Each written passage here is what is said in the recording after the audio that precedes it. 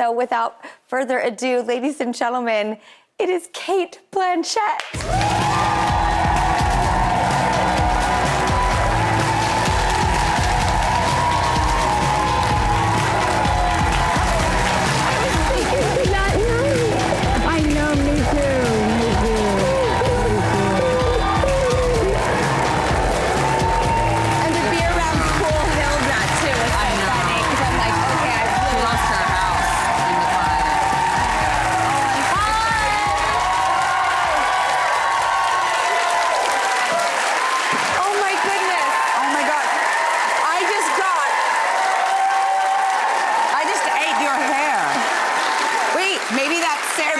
It was like dental floss.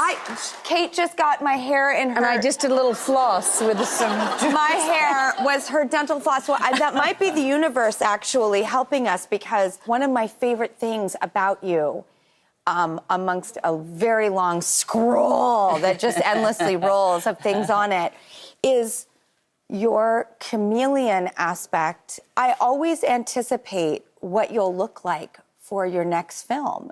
And to me, that was so exciting. Like, ever since I was a kid, I've always loved and studied people who would really morph themselves and change from character to character. It seems so efforted. Yeah. A little bit of what's their hair gonna be? Oh, their hair is well, you have fabulous hair. Oh. I do not, so I'm constantly wearing wigs. Well, no, by the way, I have extensions in.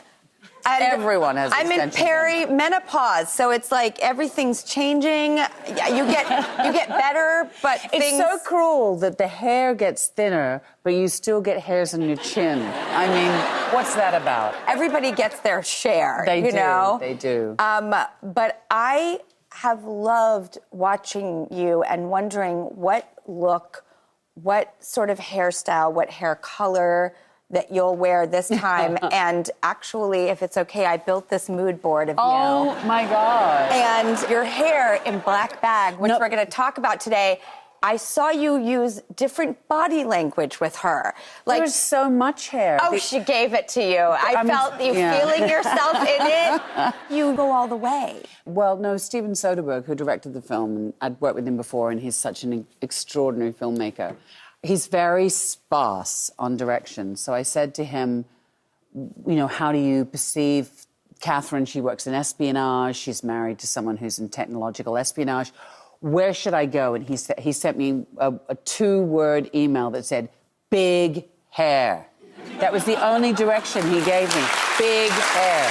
So that's what that was. That hair And I don't have big hair, so I had to borrow it. I could never, because my sister is brunette. By the way, I am blonde. Well, I'm a swamp water blonde. This isn't my natural color. Is it? Remember they used to call it dishwater? I know. Dishwater blonde. What? Yeah. How was that? That's not a compliment. No. No. So I don't know. Is it blonde or is it? Hang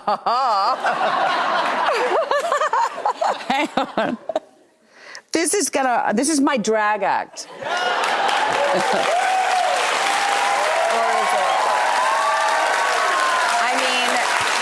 It does change you, right? Now, your demeanor, I've already shifted. You've already shifted! I know. This is the stuff that keeps me up at night. By the way, I do love you as a brunette, Well, my too. sister's a brunette. Did you have any, like, style icons growing up? Were you drawn to people who were chameleons? Or did you just think... Well, I'm dating myself, but I grew up in the interface between Annie Lennox and David Bowie. Yes. I found those two aesthetics interchangeable, you know, and the clubs that I used to go to, sneak out to, you know. Didn't we all?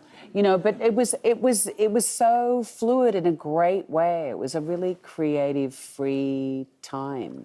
I miss that time a lot. Yeah. And there were no cell phones and no cameras, and nobody had this either exhibitionist side, or if they did, it was just for those around them because that's all who could see it. It wasn't for laters. Yes. It was for right now. It was a moment. Yeah. People lived in the present. You remember it more if you don't try and record it. You see people on holiday and they're constantly recording the thing, and you will never look at it.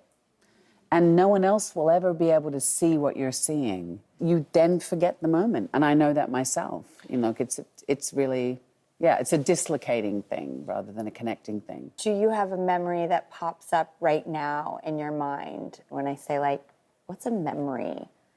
Well, when I got married, which is a very long time ago. 27 years ago. Why am I doing it like that? I mean, it's a miracle. It's a miracle.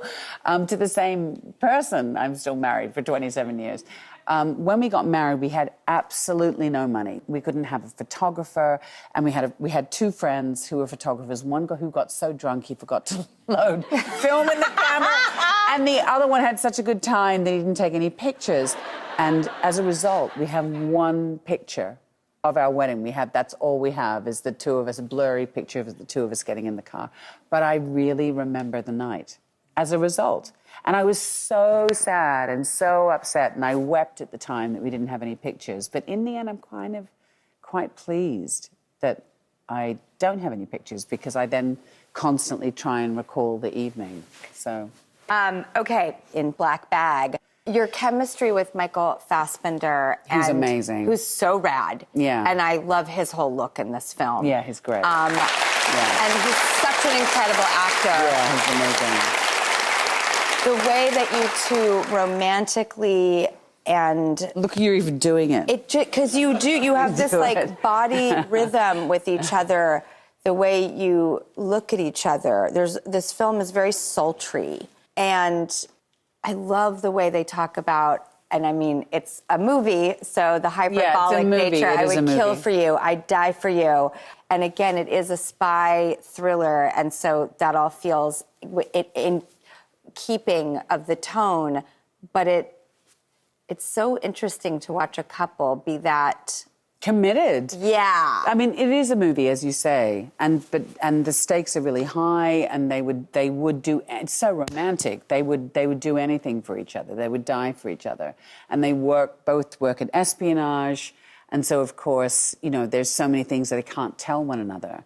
And I love the whole thing about a relationship having a black bag, meaning that in the spy bag you put all the secrets, and once it's locked up, you can't tell anyone. So if your partner says, "Where were you last night at 3 o'clock? Why weren't you home till 3 o'clock?" And they, black bag, I can't tell you. And so in a way, they're protecting one another from the things they don't need to know.